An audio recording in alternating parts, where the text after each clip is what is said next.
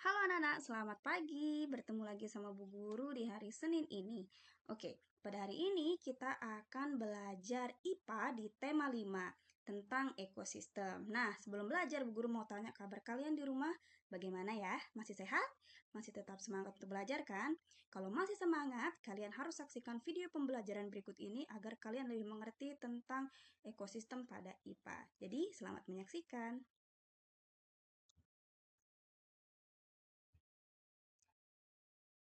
Baik, yang pertama di subtema 1 kita akan belajar tentang pengertian ekosistem dan jenis makanan hewan. Jadi, setiap makhluk hidup memerlukan makhluk hidup lain dan lingkungannya untuk kelangsungan hidup. Makhluk hidup berinteraksi dengan sesamanya maupun dengan lingkungan tempat hidupnya. Hubungan timbal balik antar makhluk hidup dan lingkungannya disebut ekosistem.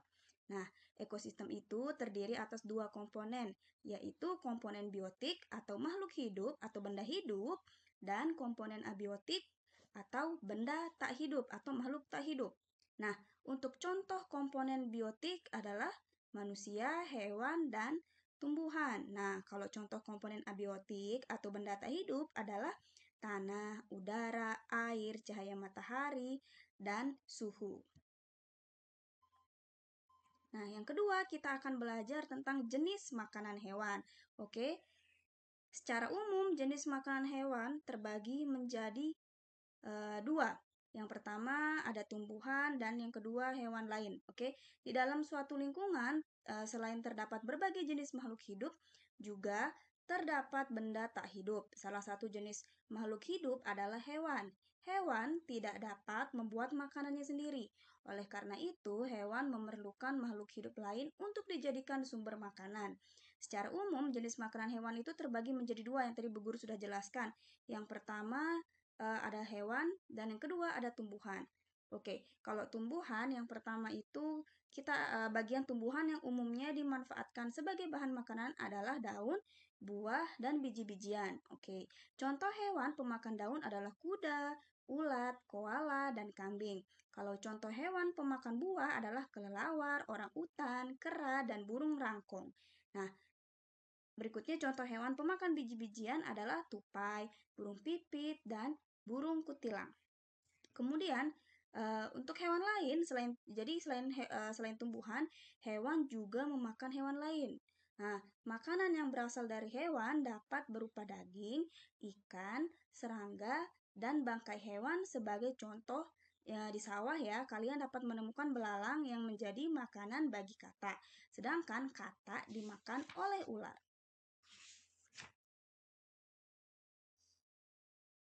Oke, jadi pengelompokan hewan berdasarkan jenis makanan ya. Guru akan mengajarkan sedikit tentang pengelompokan hewan berdasarkan jenis makanan. Seperti yang kalian lihat pada layar. Jadi dalam ekosistem, hewan dapat dikelompokkan berdasarkan jenis makanannya.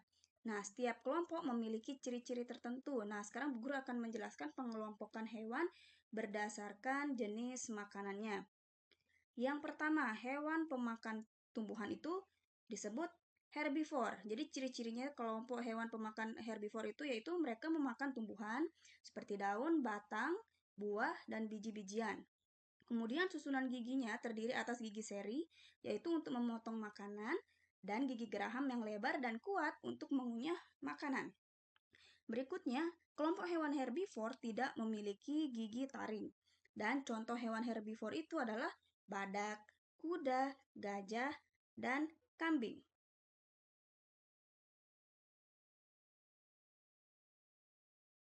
Oke, yang berikut adalah karnivor.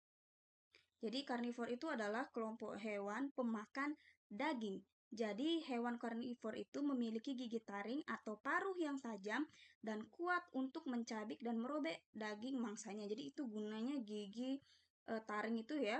Dan yang berikutnya ciri-ciri dari karnivor sendiri adalah contoh hewannya ya. Kucing, harimau, macan tutul, buaya, ikan hiu, dan burung elang. Kemudian, kelompok hewan yang ketiga adalah omnivore. Jadi, omnivore ini kelompok hewan pemakan tumbuhan maupun hewan lain. Jadi, dia bisa makan tumbuhan, bisa makan hewan. Nah, kalau susunan gigi hewan kelompok omnivore ini terdiri atas gigi seri, gigi geraham, dan gigi taring yang berkembang dengan seimbang. Contoh hewan omnivor ini adalah beruang, orangutan, landak, tikus, dan ayam. Nah, yang keempat ada kelompok hewan yang bernama insektivor. Jadi insektivor ini adalah kelompok hewan pemakan serangga. Nah, hewan insektivor umumnya memiliki struktur tambahan berupa lidah yang panjang dan lengket untuk menangkap mangsanya. Contohnya itu adalah cicak, katak, terenggiling, dan bunglon. Nah, di layar kalian bisa melihat bentuk gigi-gigi di gambar itu ya, gigi pada binatang yang dibedakan berdasarkan jenis makanannya.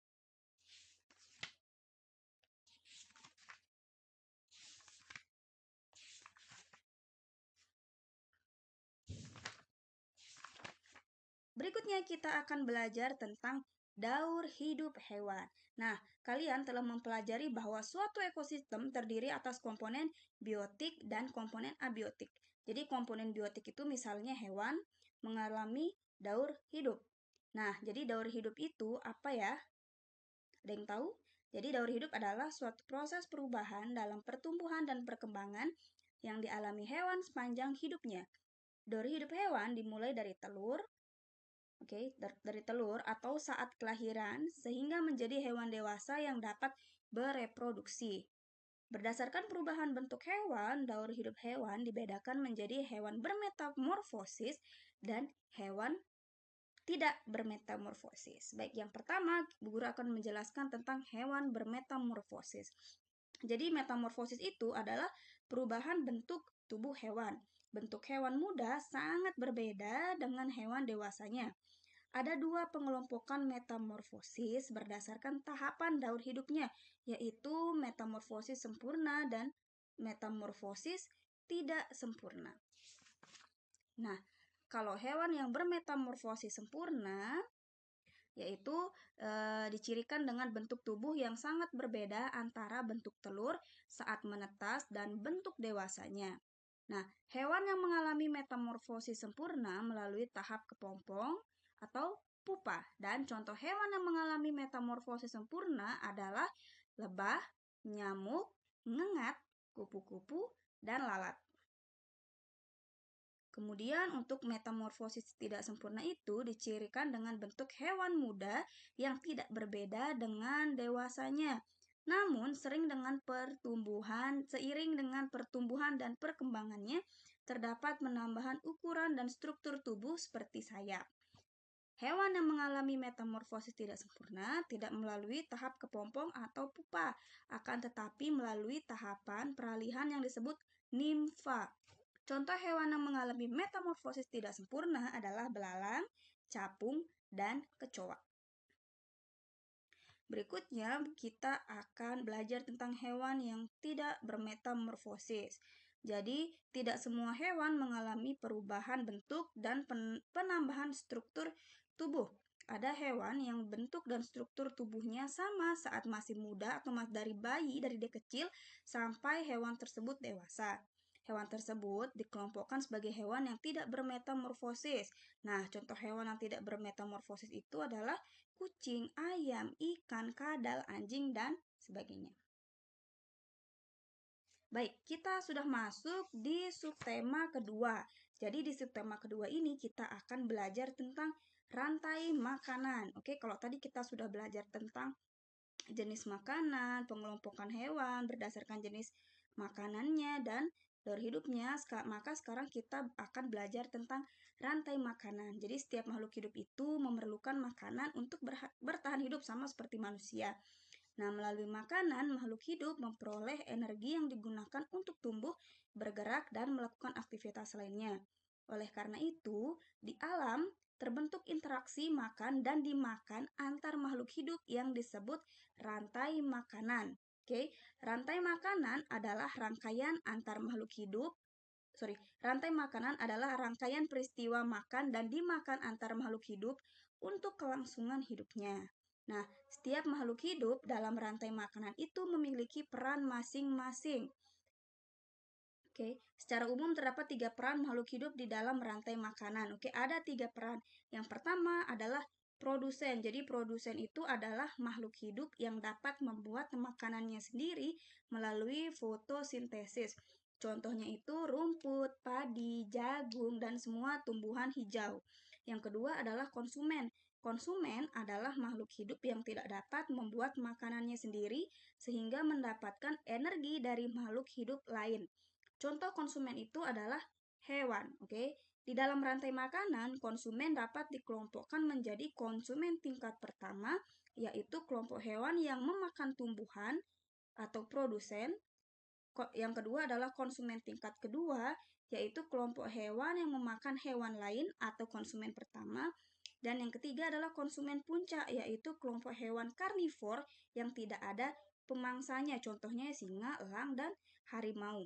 Dan peran makhluk hidup yang ketiga adalah pengurai.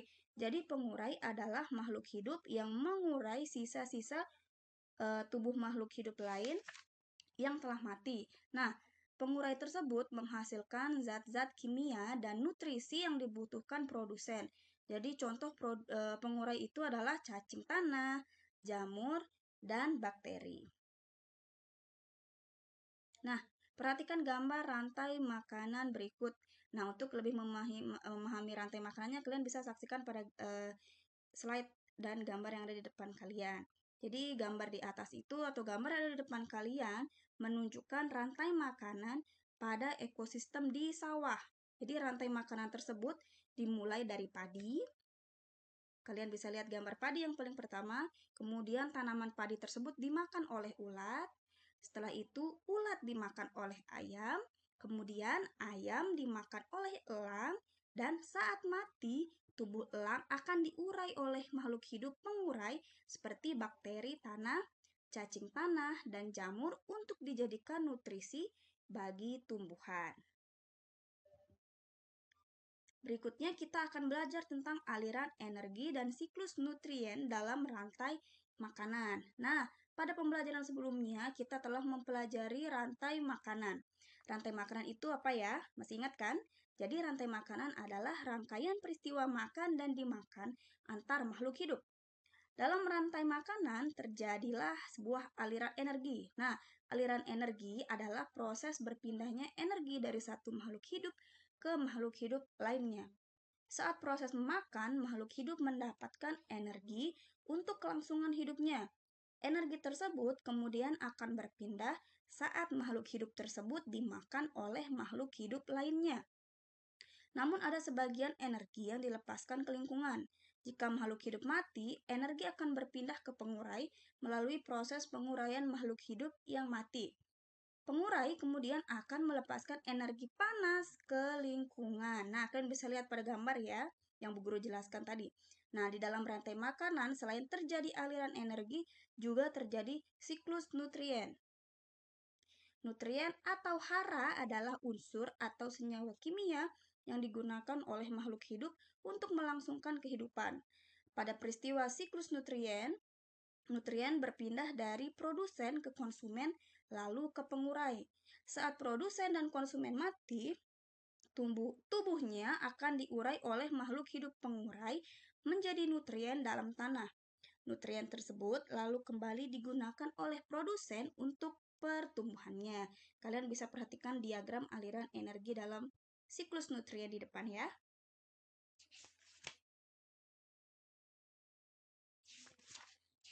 Dan yang berikutnya kita akan belajar tentang hubungan makhluk hidup dalam ekosistem. Nah, semua makhluk hidup yang tinggal di suatu ekosistem saling membutuhkan satu sama lain. Makhluk hidup saling berinteraksi untuk mempertahankan hidupnya. Interaksi makhluk hidup dalam ekosistem dapat berupa simbiosis. Jadi, simbiosis itu adalah hubungan timbal balik antara dua makhluk hidup yang hidup dalam ekosistem yang sama. Simbiosis dapat dibedakan menjadi simbiosis mutualisme, komensalisme, dan simbiosis parasitisme. Nah, yang pertama adalah simbiosis mutualisme. Kita akan belajar tentang simbiosis mutualisme. Jadi simbiosis mutualisme itu adalah hubungan atau interaksi antara dua jenis makhluk hidup yang saling menguntungkan. Jadi contohnya itu seperti bunga dan lebah. Bunga diuntungkan karena lebah membantu proses penyerbukan, sedangkan lebah diuntungkan bunga karena mendapat nektar dari bunga tersebut. Nah, contoh lainnya itu bisa seperti ikan badut dan anemon, serta kerbau dan burung jalak. Yang berikutnya adalah simbiosis komensalisme. Yaitu simbiosis komensalisme itu sendiri interaksi yang menguntungkan satu makhluk hidup. Namun makhluk hidup lainnya tidak dirugikan dan tidak diuntungkan. Nah, contohnya itu adalah ikan hiu dan ikan remora. Jadi ikan remora diuntungkan karena mendapat perlindungan dari ikan hiu yang ada di dekatnya. Sedangkan ikan hiu tidak diuntungkan maupun tidak dirugikan dengan keberadaan ikan remora. Nah, contoh lain yaitu tumbuhan paku dan tumbuhan pohon inang serta anggrek dan pohon inang. Berikutnya adalah simbiosis parasitisme. Simbiosis parasitisme itu adalah interaksi yang menguntungkan satu makhluk hidup dan merugikan makhluk hidup lainnya. Contohnya itu antara nyamuk dan manusia. Nyamuk diuntungkan karena mendapatkan zat makanan berupa darah manusia, sedangkan manusia dirugikan karena kulitnya menjadi gatal, bahkan dapat tertular penyakit dari nyamuk yang menyebabkan penyakit demam berdarah. Nah, contoh lainnya yaitu kutu dan kucing, serta tali putri dan tumbuhan inang. Nah, sekarang yang terakhir kita sudah memasuki IPA di subtema 3, yaitu kalau tadi kita sudah belajar tentang rantai makanan, maka sekarang kita akan belajar tentang hubungan rantai makanan dengan jaring-jaring makanan. Nah, ayo kalian ingat kembali mengenai rantai makanan ya. Jadi rantai makanan itu merupakan urutan proses memakan dan dimakan antar makhluk hidup di dalam suatu ekosistem. Nah, di dalam rantai makanan tersebut terdapat beberapa peran antara lain produsen, konsumen, dan pengurai. Nah, dalam suatu ekosistem juga terdapat banyak makhluk hidup yang memiliki sumber makanan dan pemangsa yang sama. Oleh sebab itu, di dalam sebuah ekosistem dapat terbentuk lebih dari satu rantai makanan yang saling berhubungan satu sama lain.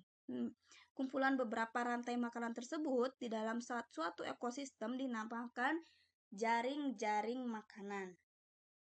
Nah, perhatikan contoh jaring-jaring makanan pada gambar berikut.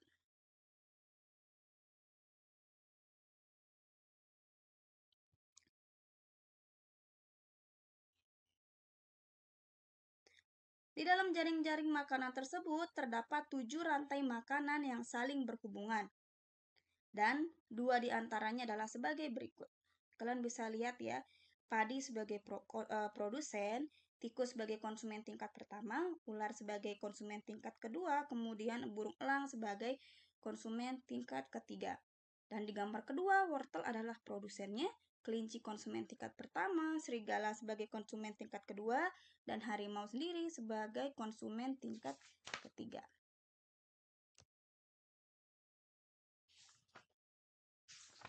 Oke, yang berikutnya di pembelajaran kedua, subtema 3, kita akan belajar tentang pengaruh perubahan lingkungan terhadap keseimbangan ekosistem. Komponen-komponen dalam suatu ekosistem itu harus seimbang. Seimbang berarti tidak ada salah satu komponen yang lebih atau kurang. Perubahan yang terjadi pada salah satu komponen dalam lingkungan dapat menyebabkan segala proses dalam ekosistem terganggu. Ekosistem yang terganggu dapat menyebabkan terganggunya rantai makanan. Rantai makanan yang merupakan penyusun jaring-jaring makanan pada sebuah ekosistem tidak akan terganggu selama semua komponen dari rantai makanan tersebut tetap berperan. Jika salah satu dari komponen rantai makanan tidak ada, komponen rantai makanan lainnya akan terganggu. Sebagai contoh, perhatikan diagram jaring-jaring makanan pada ekosistem ladang berikut. Oke, kalian bisa lihat gambarnya ya. Jadi salah satu contoh hewan dalam jaring-jaring makanan tersebut adalah ular. Nah, di dalam jaring-jaring makanan tersebut, ular berperan sebagai konsumen tingkat 2 sekaligus konsumen tingkat 3. Jika populasi ular terus menurun dalam ekosistem tersebut akibat kehilangan habitat atau perbuatan liar, keseimbangan jaring-jaring makanan tersebut akan terganggu. Akibat dari menurunnya populasi ular dalam ekosistem sawah adalah populasi tikus, katak, dan kadal akan meningkat karena ketiga hewan tersebut tidak lagi memiliki pemangsa. Populasi jagung akan menurun akibat meningkatnya jumlah tikus. Populasi belalang akan menurun akibat meningkatnya jumlah katak dan kadal. Contoh lainnya, jika populasi jagung menurun akibat kekeringan pada musim kemarau, produsen dalam ekosistem tersebut akan berkurang. Akibatnya, populasi tikus dan belalang akan menurun karena kesulitan mendapatkan makanan. Populasi tikus dan belalang yang menurun juga akan diikuti oleh menurunnya populasi katak, kadal, dan ular karena hewan-hewan tersebut juga akan kesulitan mendapatkan makanan.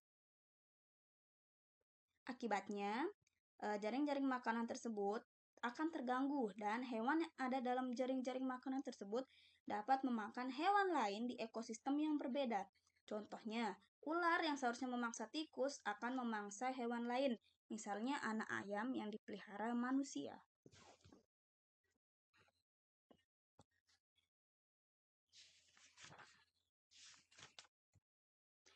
Berikutnya di pembelajaran 5, kita akan belajar tentang faktor-faktor yang mempengaruhi keseimbangan ekosistem. Oke, berikut adalah faktor-faktor yang dapat mempengaruhi keseimbangan ekosistem. Yang pertama adalah faktor alam. Faktor alam adalah peristiwa alam yang dapat mengganggu keseimbangan ekosistem, umumnya berupa bencana alam. Peristiwa bencana alam dapat merusak suatu ekosistem sehingga mempengaruhi komponen penyusun ekosistem tersebut.